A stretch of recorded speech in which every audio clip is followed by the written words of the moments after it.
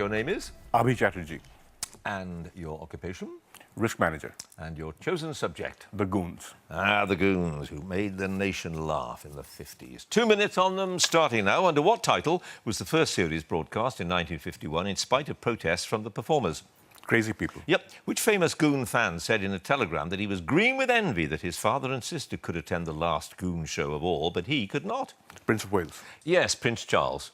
In the dreaded batter pudding hurler of Bexhill-on-Sea, what reason does Eccles give for wearing his only boot on his head? Pass.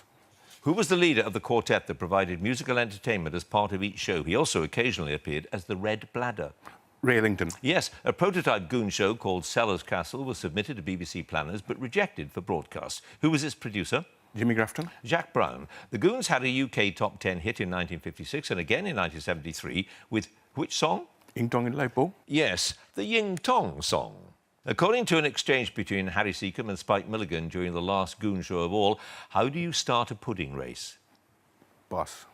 Who took over as the announcer during the fourth series and was the last voice heard at the end of the final episode, the last of the Smoking Sea Goons? Greenslade. Yes. Who played Maid Marian in Ye Bandit of Sherwood Forest, a rare appearance by a female performer in the show? Pass. Which alcoholic drink mixed with milk was the cast's favourite tipple behind the scenes during the musical interludes in the Brandy. shows?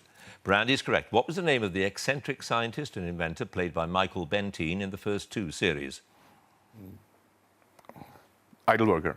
Osric Pureheart, who co-authored Lurgy Strikes Britain with Spike Milligan and continued to share writing credits during the fifth and sixth series? Jimmy Grafton. Eric Sykes. In the terrible revenge of Fred Fu Manchu, Neddy Seagoon travels to a town to track down Minnie Bannister, the owner of the last remaining metal saxophone in England. Which town? Pass.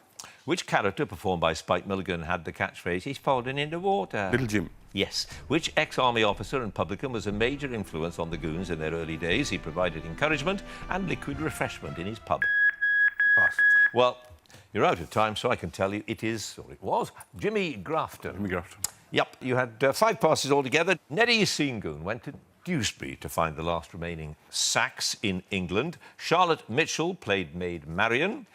How do you start a pudding race? Say go. In the dreaded batter pudding hurler of Bexhill-on-Sea, Eccles wore his only boot on his head because it fits. Those 5 passes, Abby, you have scored 7 points.